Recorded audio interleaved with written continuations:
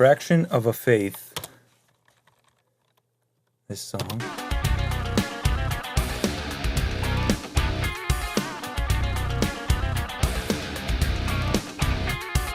Based on this lick. I remember we were sitting down in our apartment. I remember Daniel sat down with the acoustic guitar, playing this riff, just messing around, and that was like a good few years ago. And that's how it started. I don't know if you planned for me to hear it or... What do you mean? I played it for you so we could write a song around it. Yeah, but you kind of played it... you were very casual about it, like as if you're just sitting down and messing around with the guitar. Yeah. Well, it was a cool riff, and the groove it came up with is cool. We added some doumbeks, some Middle Eastern influences.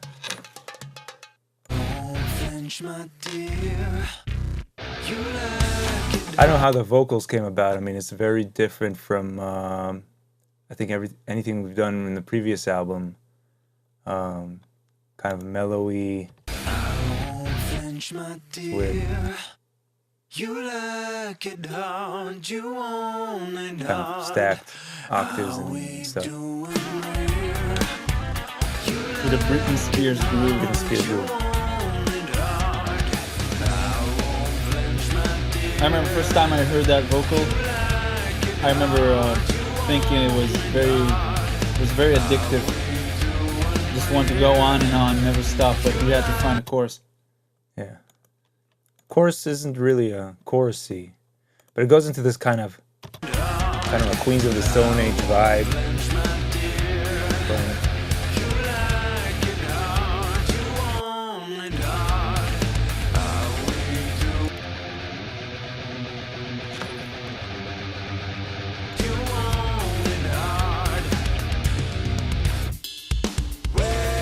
Killer fill.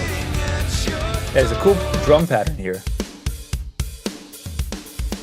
You have to bring an extra hat on the right side. Yeah.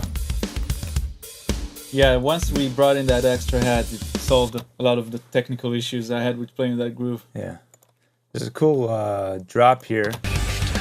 So we had the song for a while. We wrote the song with Ryan Collier and Ryan Richko that we were playing with at the time. I remember we jammed. We had the song already kind of built, and we jammed with them, and then the whole bridge section came about, which is kind of the bridge section has kind of a nice drop down.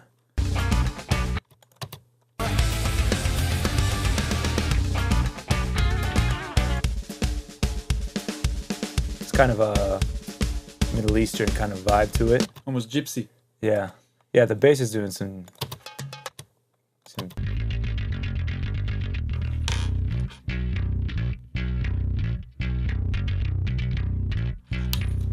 that's the cool part. Goes into this dark, Queensy kind of vibe for sure. It's influenced. But I remember playing it when we rehearsed it for the recording, and at that time we had Amit playing guitar and Greg Cash on bass, and Greg Cash did this thing. There's this drop that he added, it was so cool.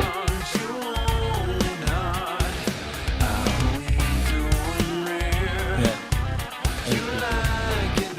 So we adopted that.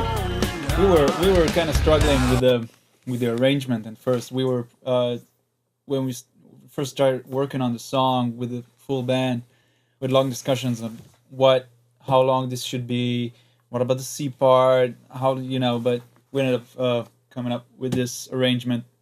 We always every time the chorus starts, we have one more we had another chorus. With the last chorus is 3 times as long as when the first chorus begins.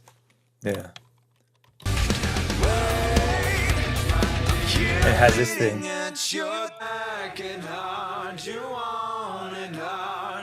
I think it's just me and Aviv in our old apartment, just recording a few takes of it with the mic far away.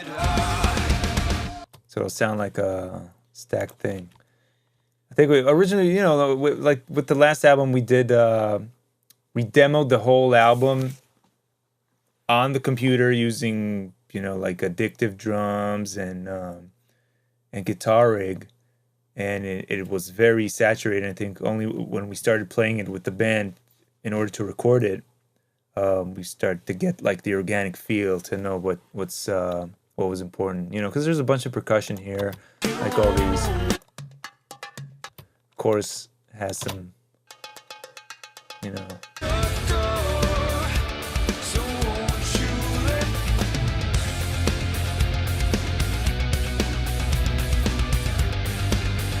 At least with the drums, we came up with these drum parts, and we programmed them when we just did the demos, and then started practicing the songs with the band. I actually had to learn these parts, but they were already programmed. I had to learn it. Like when we just programmed it, I didn't even know how I'm gonna play it exactly.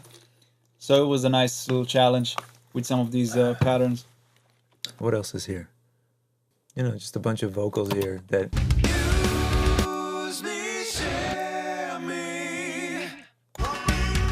And you need like a band of 8 to pull off live. Yeah, I think we did. We had this idea of tracking the album, and like this tracking drums with like 3 mics in this in our friend's studios, the John Connor studio. And the test came out nicely. We did with this song, but then when we actually tracked the rest of the record, it was a failure. So we had to redo a lot of the stuff. Eventually, we tracked at Steakhouse, and Ken Eisenagel, he was the engineer, and he did a great job on the drums, actually. Like, everything sounds very banging. Cymbals sound really shiny. Good job. Thank you, Ken. Thank you, Ken. Yeah, I don't remember anything else I wanted to say about this song. Do you? No. Oh, I think we at first the chorus was the verse and the verse was the chorus, and if we flipped those around or something. I remember something like that. Yeah. I don't know if it was the exact chorus, but my idea was that the verse was the chorus, and the verse wanted to flip it. So yeah, even drummers have good ideas when it comes to arrangement and stuff. Or they can fake it, or they just get lucky. But yeah, so that's that song.